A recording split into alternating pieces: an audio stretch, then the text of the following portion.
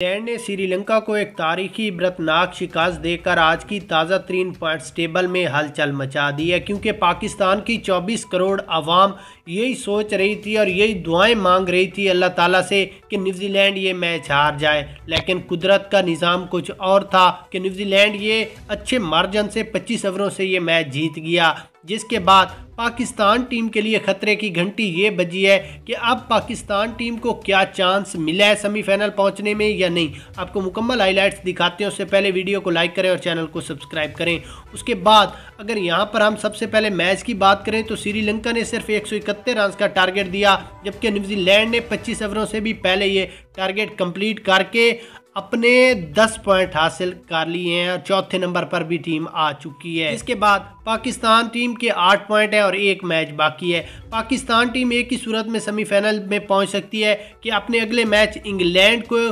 200, 250 या 300 रन के बड़े मार्जिन से इबरतनाक शिकस्त दे और रन रेट में हलचल मचाए, तब भी पाकिस्तान सेमीफाइनल में जा सकता है, वरना पाकिस्तान वर्ल्ड कप से बाहर हो चुका है। पाकिस्तानी खिलाड़ियों ने पाकिस्तानी अवाम का दिल तोड़ दिया है। सेमीफाइनल पहुंचने की दुआएं कुदरत ने कुछ और ही हमें